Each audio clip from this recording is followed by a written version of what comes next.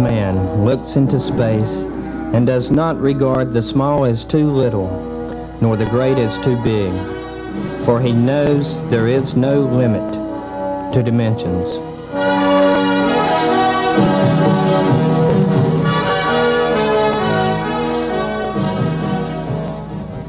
Bamboo is an ancient type of material that's been used by mankind for many ages. It's helped man. Philosophically, it has a relationship that shows it bending in the wind like mankind has.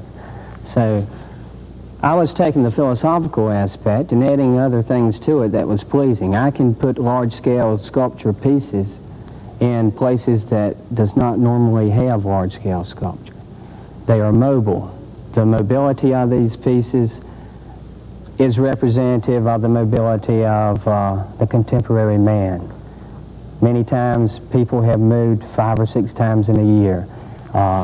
We get in a car, so we are a mobile society. My sculpture pieces are of a monumental scale and size, but they break down and they can be carried to somewhere else. When I talked to the dancers about it, they were very excited about the idea. And I had never done an all-men's piece, so I decided on that factor too. And I have always kind of joked about this, that I had wonderful dancers who were dying to be on stage, to be upstaged by Tom Grubb's sculptures. But now that it's all come together, we find that it's a wonderful balance, and they're just blending beautifully, and the dimensions of time and space are for his kinetic sculptures as well as for my dancers. One of the important aspects I deal with in my art is interaction with the community or finding a raw material. When I have to go out and find bamboo, I have found spots all the way from Richmond, Virginia, through to the South Carolina border. But when you find a spot, I usually have to interact with the landowner. The bamboo in this particular grove, some of it grows to a height of 50, sometimes even 55, 60 feet. That's very unusual for this area of the world. When I come to the bamboo patches, I have an idea of what space I want to explore, but after I cut the pieces and I get a feel of what I have, then I can better design the piece.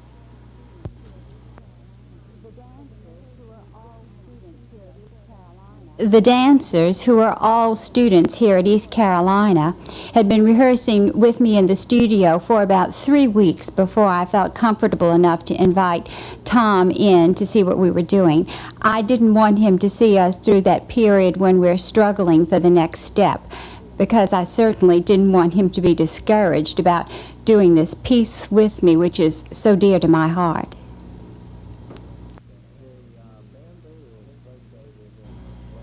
The bamboo is located in a place that allows me freedom of movement to construct my piece there in a meadow real close by. In this meadow, I trim up the bamboo and get it into linear elements. And through movements of these linear elements, once that I have cut all the limbs off the bamboo, it reminds me, and I deal with them similar to an artist deals with line on a two-dimensional surface, except I deal with it in a three-dimensional way. This is a very exciting project for me because Tom and I both deal with time and space in our arts. Also, I've noticed Tom's pieces don't stay up for very long, and it is ephemeral, just as dance is an ephemeral art.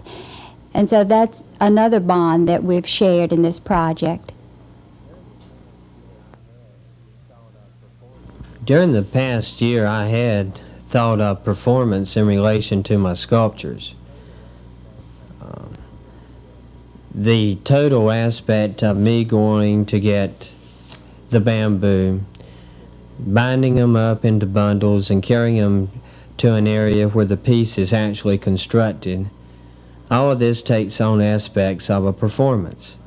So the performance aspect, even though it had been on my mind, I had not considered dance until Pat approached me. The interaction of sculpture, dance, stage, the lighting system offered me a challenge and opportunity that I had to accept.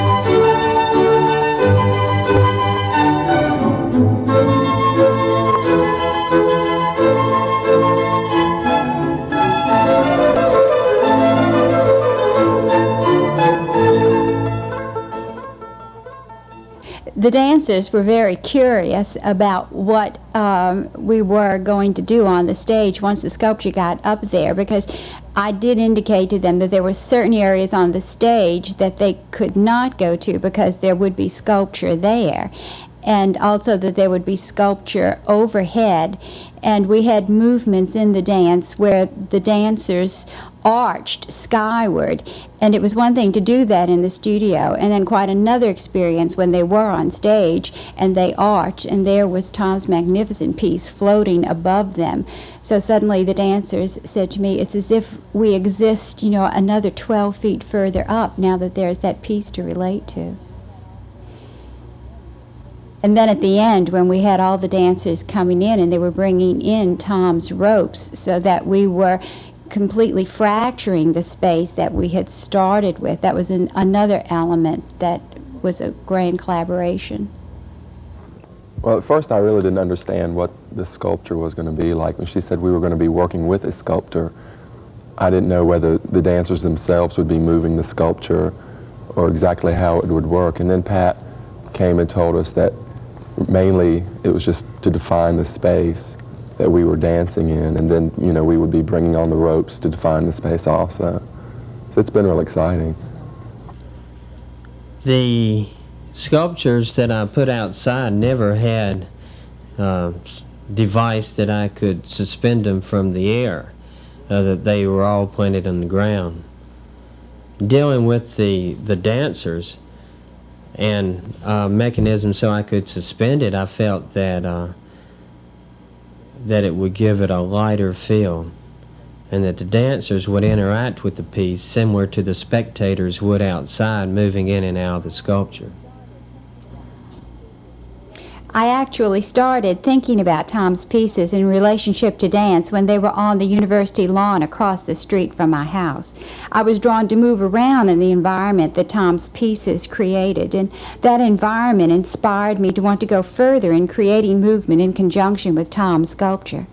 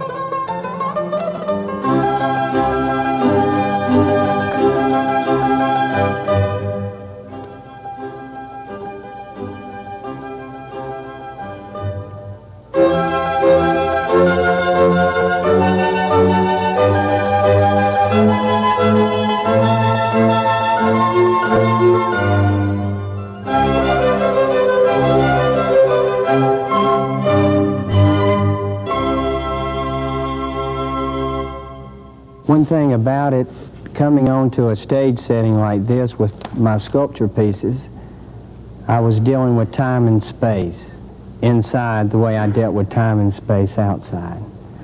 So with Pat and myself, she deals with time and space with the dancers. I deal in time and space on a more cosmic level of venture. People interact with my outdoor pieces in a manner that is not choreographed, but the way I construct pieces, you can almost plan how people interact with them, how they go through them and how they walk around them and look into them. What Pat has done and what we've tried to put together here is a piece where the dancers are representative of or can take on aspects of the human being coming up to the sculpture. But she's dealing with the time and space involved in their interaction with the sculpture. The whole idea is that dance has to exist in that present moment. And if you look where you're going to go, then you see you're already dancing in the future. And you have to give each moment its full value. So that's the whole point of not telegraphing where you're going to go next. Good run, good run. I'm not so sure about sharpening some of the arms on the 14 count thing. Can we do it one more time? Okay, one more time. I know.